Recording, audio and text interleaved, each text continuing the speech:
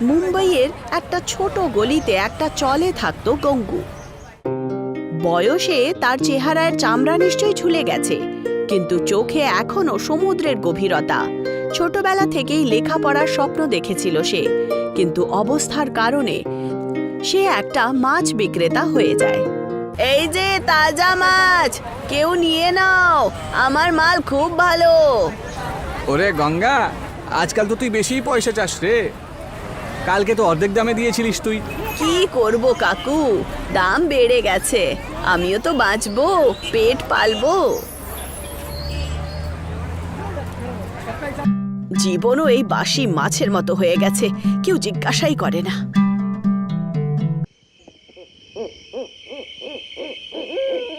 সন্ধে হয়ে যায়, মাছের অর্ধেক মালও বিক্রি হয় না। গঙ্গু ক্লান্ত হয়ে নিজের চলে ফিরে আসে। একা একাই নিজের রুমে একটা ছোট্ট উনুনে ডাল বসায়। একাকিত্ব তার বুকের মধ্যে বোঝ হয়ে গেছিল। কত বছর হয়ে গেল, এই ঘর, এই দুর্গন্ধ, এই ঝগড়া, কতদিন এইভাবে বাঁচবো? কখনো তো নিজের স্বপ্নটা পুরো হোক। ছোট্টবেলা থেকে চাইতাম যে আমি একটা অটো চালাই, গলি গলি রাস্তায় রাস্তায় যাব, পয়সাও রোজগার হবে আর ছেলেদেরও দেখিয়ে দেব যে আমিও কত ড্যাশিং। কিন্তু জীবন তো সুযোগই দিল না। ছাড়ো। বিচারী গঙ্গু নিজের রোজকারের জীবন থেকে ক্লান্ত হয়ে গেছিল। সে নিজের ছোট্ট স্বপ্ন পূরণ করতে চাইছিল, কিন্তু আফসোস সেটাও পুরোই হচ্ছিল না। তক্ষুনি ওখানে আলোচনা শুরু হয়। পাশের রমেশ কাকু নিজের পুরনো রিক্সা বিক্রি করার কথা সবাইকে বলছিল। গঙ্গু সঙ্গে সঙ্গে দৌড়ে ওখানে পৌঁছায়। আরে রমেশ কাকু, রিক্সা কেন বিক্রি করছো? আর আমার কোমর এসব সইতে পারছে না গঙ্গা, রিক্সা চালানো কঠিন হয়ে দাঁড়িয়েছে। তাই ভেবেছি এসব বেচে দেবো আমি। কেউ ভালো করে দেখাশোনা করলে পরে 10 বছর এটা আরো চলতে পারবে রে। কত দামে বিক্রি করবে? কত? এই 50,000-এ। ঠিক আছে কাকু, এই সুযোগটা আর পাবো না, আমি রিক্সা কিনেই ছাড়বো।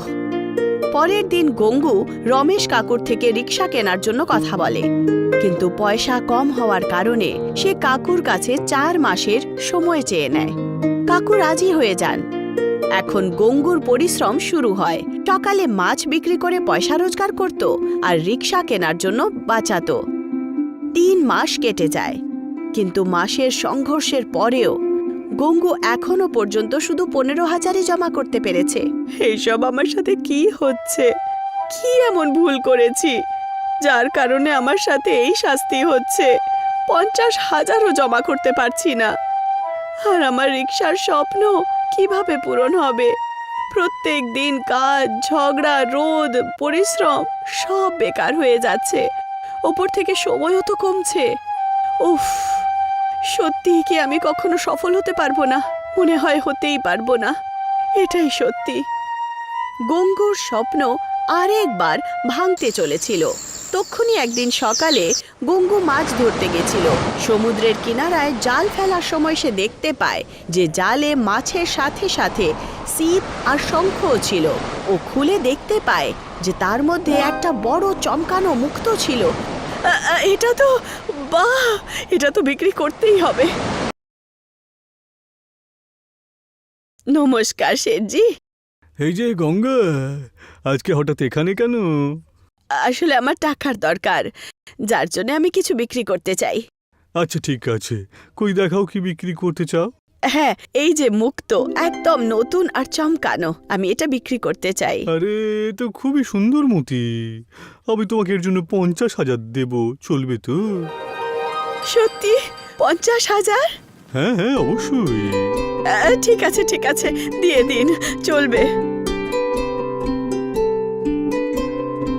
এটা তো চমৎকার হয়ে গেল।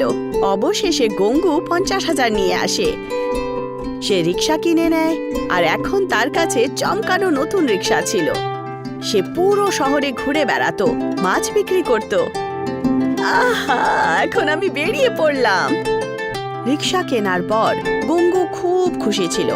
তার স্বপ্নের গাড়ি এখন রাস্তায় চলছিল। কিন্তু আস্তে আস্তে তার স্বভাব পাল্টাতে শুরু করে। আগে যেই গঙ্গু গ্রাহকদের সাথে হেসে কথা বলতো, এখন প্রায়শই ঝগড়া করত। তার মনে হতো যে তার কাছে রিক্সা আছে, তাহলে সে সব থেকে ধনী। আরে গঙ্গু, রিক্সা মাঝখানে কেন দাঁড় করিয়েছিস? গলি তো খালি আছে, ওখানে লাগিয়ে দে। কেন রে, তোমার আর কোনো জায়গা নেই নাকি হাঁটার?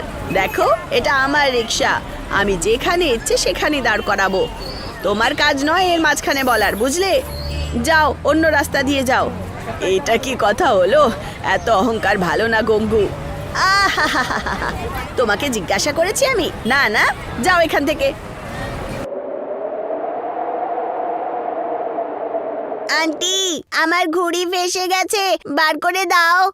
যা এখান থেকে, তোর মতো বাচ্চারা একদম সব খারাপ করে দিয়েছে। গঙ্গু, এইসব কি? ছোট বাচ্চাদের সাথে এইভাবে কথা বলতে লজ্জা করছে না?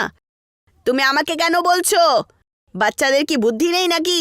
জানে যদি আমার রিকশাকে হাত লাগায় না, আমি ওকে শেষ করে দেব। গঙ্গুর রাগ আর অহংকার দিন দিন বাড়তে শুরু করে। লোকেরা তাকে একদম ভালোভাবে দেখতো না, কিন্তু গঙ্গুর খুব মজা হচ্ছিল। একদিন কারোর সাথে ঝগড়া করতে করতে গঙ্গু রিক্সা নিয়ে গলি দিয়ে খুব দ্রুত যাচ্ছিল। তার রিক্সার স্পিড এত বেশি ছিল যে অ্যাক্সিডেন্ট হয়ে যায়। রিক্সা পাহাড় থেকে নিচে পড়ে যায়। গঙ্গু ঘায়েল হয়ে ওঠে, যার কারণে সে পা দিয়ে অপঙ্গ আর চোখ দিয়ে অন্ধ হয়ে যায়।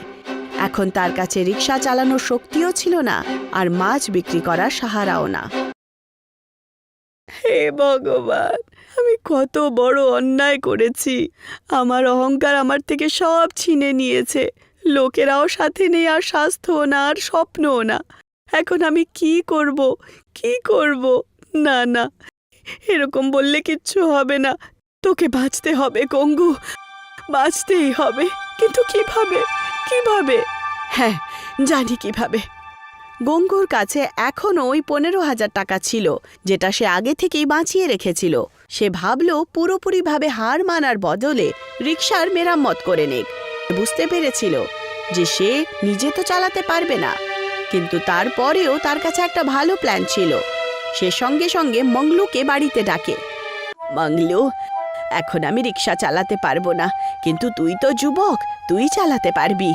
আমি জানি তোকে পড়াশোনার জন্য টাকার দরকার, কিন্তু তোর মদখোর বাবা অর্ধেক টাকা মদেই উড়িয়ে দেয়। সেই জন্যে তুই অর্ধেক দিন রিকশাটা চালা, আর যাই রোজগার করবি তার অর্ধেক আমাকে দিস, বাকি তুই রেখে নে। এতে তোর কাজও হবে আর আমারও সংসার চলে যাবে। কাকিমা, সত্যি বলছো? এই রিক্সাটা আমি চালাবো? আরে আরে, এটা তো আমার জন্য স্বপ্ন পূরণের মতন হলো গো। আমি অবশ্যই তৈরি, এখন আমি প্রস্তুত কাকিমা। অবশেষে গঙ্গু যেরকমটা ভেবেছিল সেরকমই হলো। এখন মংলু রোজ রিকশা চালাতো। তার রোজগারের অর্ধেক গঙ্গুকে দিত আর অর্ধেক নিজে রাখত। এখন গঙ্গু নিজের জীবনের সাহারা পেয়ে গেছিল। সে নিজে রিকশা চালাতো না, কিন্তু সে নিজের স্বপ্নকে মরতেও দেয়নি।